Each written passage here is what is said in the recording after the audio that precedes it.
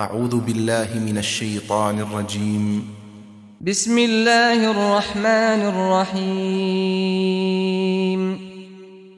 الحمد لله الذي أنزل على عبده الكتاب ولم يجعل له عوجا قيما لينذر بأسا شديدا من لدنه ويبشر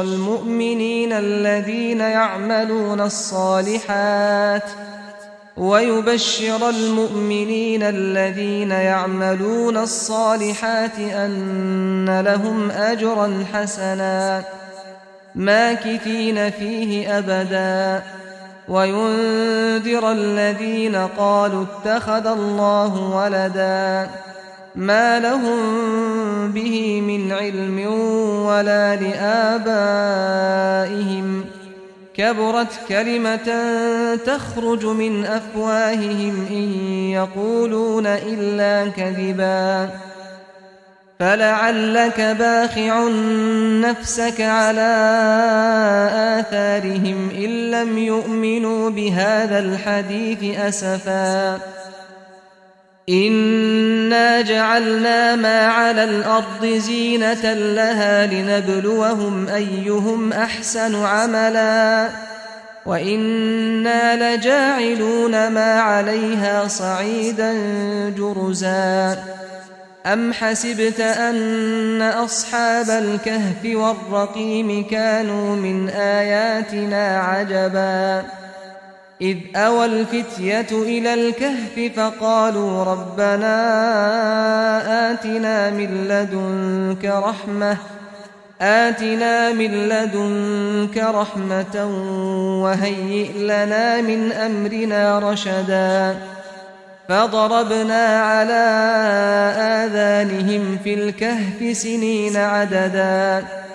ثم بعثناهم لنعلم أي الحزبين أحصى لما لبثوا أمدا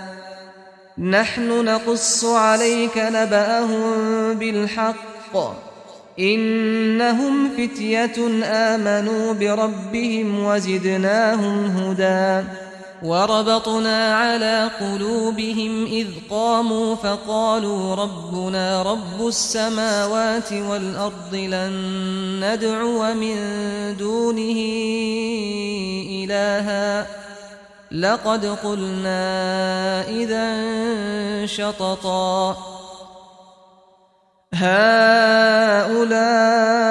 قومنا اتخذوا من دونه آلهة لولا يأتون عليهم بسلطان بين فمن أظلم ممن افترى على الله كذبا وإذ اعتزلتموهم وما يعبدون إلا الله فأووا إلى الكهف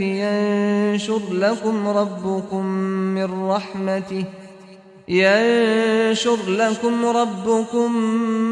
من رحمته ويهيئ لكم من أمركم مرفقا وترى الشمس إذا طلعت تزاور عن كهفهم ذات اليمين وإذا غربت تقرضهم ذات الشمال وهم في فجوة منه ذلك من آيات الله من يهد الله فهو المهتد ومن يضلل فلن تجد له وليا مرشدا وتحسبهم أيقاظا وهم رقود ونقلبهم ذات اليمين وذات الشمال وكلبهم باسط ذراعيه بالوصيد لو اطلعت عليهم لوليت منهم فرارا ولملئت منهم رعبا وكذلك بعثناهم ليتساءلوا بينهم قال قائل منهم كم لبثتم قالوا لبثنا يوما أو بعض يوم قالوا ربكم أعلم بما لبثتم فابعثوا أحدكم بورقكم هذه إلى المدينة فلينظر أيها أزكى طعاما فليأتكم برزق منه وليتلطف ولا يشعرن بكم أحدا إنهم إن يظهروا عليكم يرجموكم أو يعيدوكم في ملتهم ولن تفلحوا إذا أبدا وكذلك أعثرنا عليهم ليعلموا أن وعد الله حق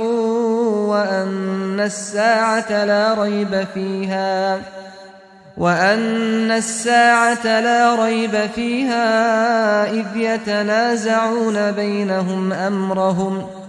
فقالوا ابنوا عليهم بنيانا ربهم أعلم بهم قال الذين غلبوا على أمرهم لنتخذن عليهم مسجدا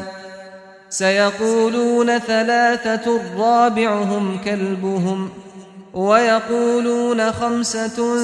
سادسهم كلبهم رجما بالغيب ويقولون سبعة وثامنهم كلبهم قل ربي أعلم بعدتهم ما يعلمهم إلا قليل فلا تمار فيهم إلا مراء ظاهرا ولا تستفت فيهم منهم أحدا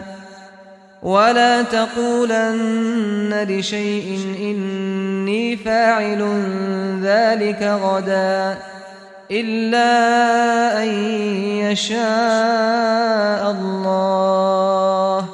واذكر ربك إذا نسيت وقل عسى أن يهديني ربي لأقرب من هذا رشدا ولبثوا في كهفهم 300 سنين وازدادوا 9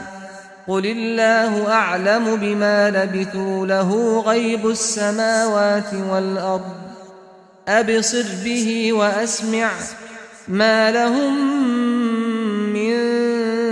دونه من ولي ولا يشرك في حكمه أحدا واتل ما أوحي إليك من كتاب ربك لا مبدل لكلماته ولن تجد من دونه ملتحدا واصبر نفسك مع الذين يدعون ربهم بالغداة والعشي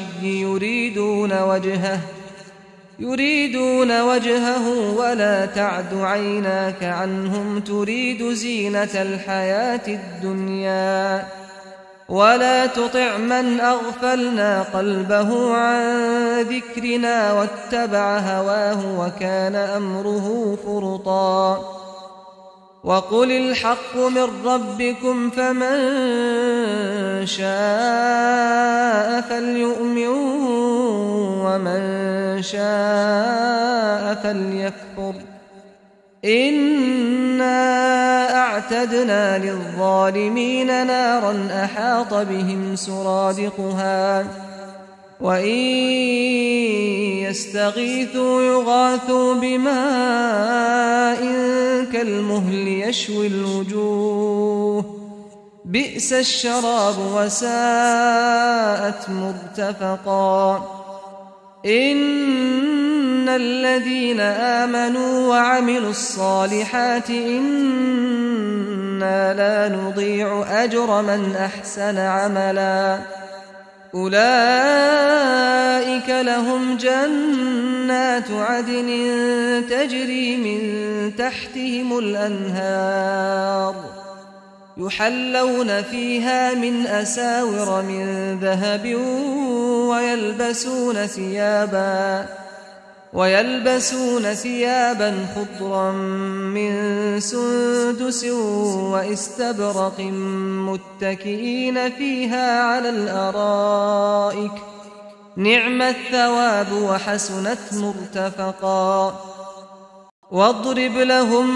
مثل الرجلين جعلنا لأحدهما جنتين من أعناب وحففناهما بنخل وجعلنا بينهما زرعا كلتا الجنتين آتت أكلها ولم تظلم منه شيئا وفجرنا خلالهما نهرا وكان له ثمر فقال لصاحبه وهو يحاوره أنا أكثر منك مالا وأعز نفرا ودخل جنته وهو ظالم لنفسه قال ما أظن أن تبيد هذه أبدا وما أظن الساعة قائمة ولئن رددت إلى ربي لأجدن خيرا منها منقلبا قال له صاحبه وهو يحاوره أكفرت بالذي خلقك من تراب ثم من نطفة ثم سواك رجلا لكن هو الله ربي ولا أشرك بربي أحدا ولولا إذ دخلت جنتك قلت ما شاء الله لا قوة إلا بالله إن ترني أنا أقل منك مالا وولدا فعسى ربي أن يؤتيني خيرا من جنتك ويرسل عليها حسبانا من السماء فتصبح صعيدا زلقا أو يصبح ماؤها غورا فلن تستطيع له طلبا وأحيط بثمره فأصبح يقلب كفيه على ما أنفق فيها وهي خاوية على عروشها ويقول يا ليتني لم أشرك بربي أحدا ولم تكن له فئة ينصرونه من دون الله وما كان منتصرا هنالك الولاية لله الحق هو خير ثوابا وخير عقبا واضرب لهم مثل الحياة الدنيا كماء أنزلناه من السماء فاختلط به نبات الأرض فأصبح هشيما تذروه الرياح وكان الله على كل شيء مقتدرا المال والبنون زينة الحياة الدنيا والباقيات الصالحات خير عند ربك ثوابا وخير أملا ويوم نسير الجبال وترى الأرض بارزة وحشرناهم فلم نغادر منهم أحدا وعرضوا على ربك صفا لقد جئتمونا كما خلقناكم أول مرة بل زعمتم أن لن نجعل لكم موعدا ووضع الكتاب فترى المجرمين مشفقين مما فيه ويقولون يا ويلتنا ما لهذا الكتاب لا يغادر صغيرة ولا كبيرة إلا أحصاها ووجدوا ما عملوا حاضرا ولا يظلم ربك أحدا وإذ قلنا للملائكة اسجدوا لآدم فسجدوا إلا إبليس كان من الجن ففسق عن أمر ربه أفتتخذونه وذريته أولياء من دوني وهم لكم عدو بئس للظالمين بدلا ما أشهدتهم خلق السماوات والأرض ولا خلق أنفسهم وما كنت متخذ المضلين عضدا ويوم يقول نادوا شركائي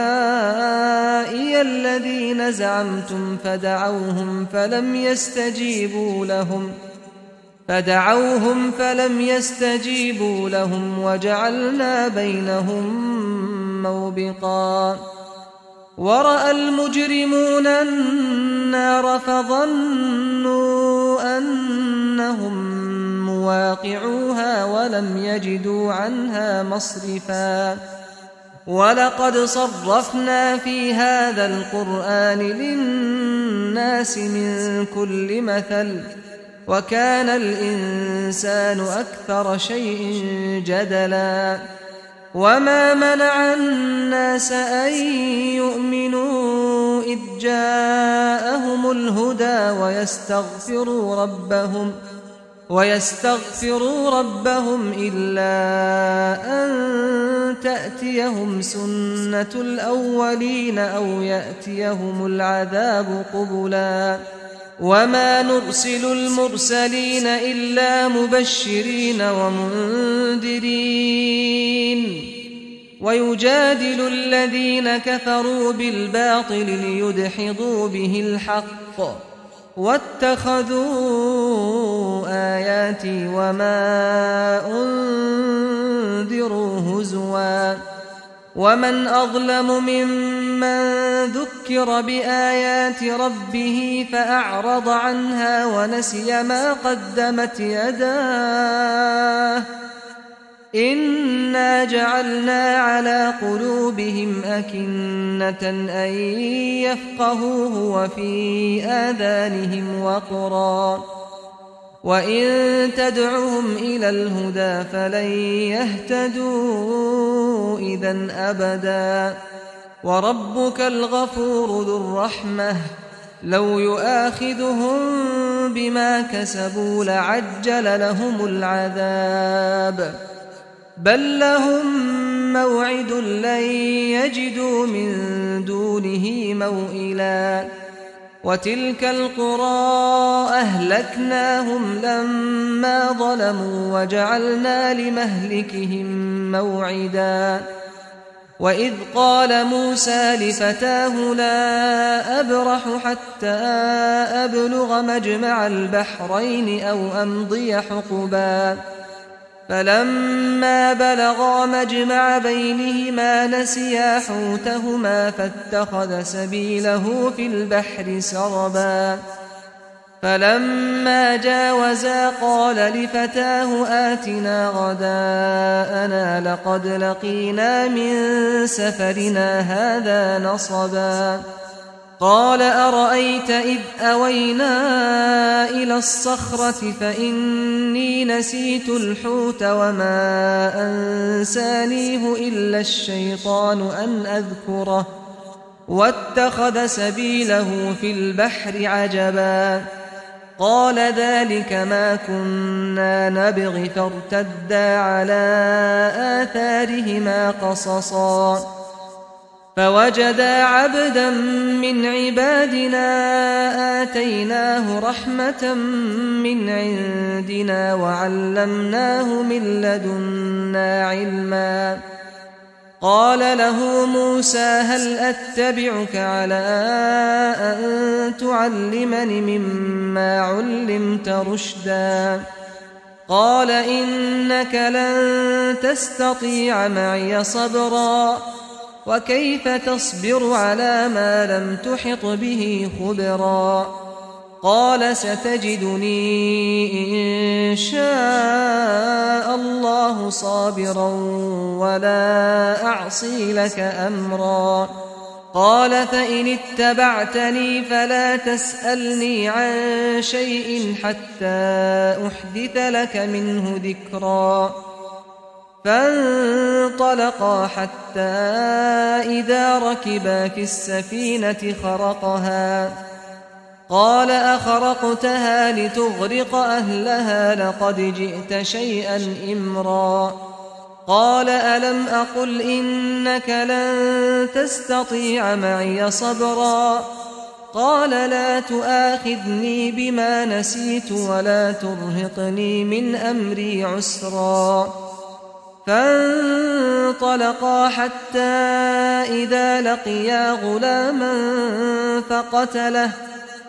قال أقتلت نفسا زكية بغير نفس لقد جئت شيئا نكرا قال ألم أقل لك إنك لن تستطيع معي صبرا قال إن سألتك عن شيء بعدها فلا تصاحبني قد بلغت من لدني عذرا فانطلقا حتى إذا أتيا أهل قرية استطعما أهلها فأبوا أن يضيفوهما فوجدا فيها جدارا يريد أن ينقض فأقامه قال لو شئت لاتخذت عليه أجرا قال هذا فراق بيني وبينك سأنبئك بتأويل ما لم تستطع عليه صبرا أما السفينة فكانت لمساكين يعملون في البحر فأردت أن أعيبها وكان وراءهم ملك يأخذ كل سفينة غصبا وأما الغلام فكان أبواه مؤمنين فخشينا أن يرهقهما طغيانا وكفرا فأردنا أن يبدلهما ربهما خيرا منه زكاة وأقرب رحما وأما الجدار فكان لغلامين يتيمين في المدينة وكان تحته كنز لهما وكان أبوهما صالحا فأراد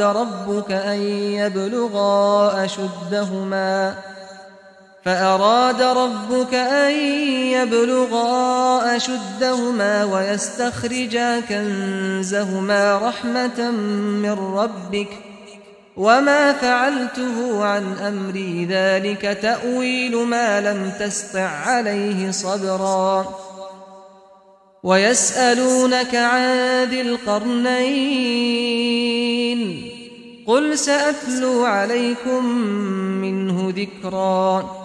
إنا مكنا له في الأرض وآتيناه من كل شيء سببا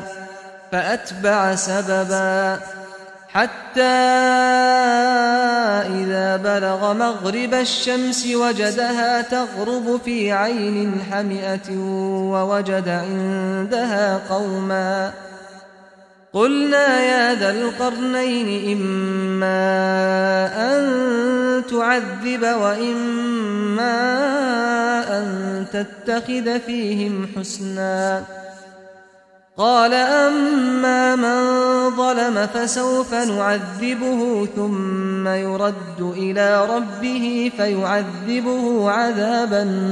نكرا وأما من آمن وعمل صالحا فله جزاء الحسنى وسنقول له من أمرنا يسرا ثم أتبع سببا حتى إذا بلغ مطلع الشمس وجدها تطلع على قوم لم نجعل لهم من دونها سترا كذلك وقد أحطنا بما لديه خبرا ثم أتبع سببا حتى إذا بلغ بين السدين وجد من دونهما قوما لا يكادون يفقهون قولا قالوا يا ذا القرنين إن يأجوج ومأجوج مفسدون في الأرض فهل نجعل لك خرجا على أن تجعل بيننا وبينهم سدا قال ما مكني فيه ربي خير فأعينوني بقوة أجعل بينكم وبينهم ردما آتوني زبر الحديد حتى إذا ساوى بين الصدفين قال انفخوا حتى إذا جعله نارا قال آتوني أفرغ عليه قطرا فما استطاعوا أن يظهروه وما استطاعوا له نقبا قال هذا رحمة من ربي فإذا جاء وعد ربي جعله دكاء وكان وعد ربي حقا وتركنا بعضهم يومئذ يموج في بعض ونفخ في الصور فجمعناهم جمعا وعرضنا جهنم يومئذ للكافرين عرضا الذين كانت أعينهم في غطاء عن ذكري وكانوا لا يستطيعون سمعا أفحسب الذين كفروا أن يتخذوا عبادي من دوني أولياء إنا أعتدنا جهنم للكافرين نزلا قل هل ننبئكم بالأخسرين أعمالا الذين ضل سعيهم في الحياة الدنيا وهم يحسبون أنهم يحسنون صنعا أولئك الذين كفروا بآيات ربهم ولقائه فحبطت أعمالهم فلا نقيم لهم يوم القيامة وزنا ذلك جزاؤهم جهنم بما كفروا واتخذوا آياتي ورسلي هزوا إن الذين آمنوا وعملوا الصالحات كانت لهم جنات الفردوس نزلا خالدين فيها لا يبغون عنها حولا قل لو كان البحر مدادا لكلمات ربي لنفد البحر قبل أن تنفد كلمات ربي ولو جئنا بمثله مددا قل إنما أنا بشر مثلكم يوحى إلي أنما إلهكم إله واحد فمن كان يرجو لقاء ربه فليعمل عملا صالحا ولا يشرك بعبادة ربه أحدا.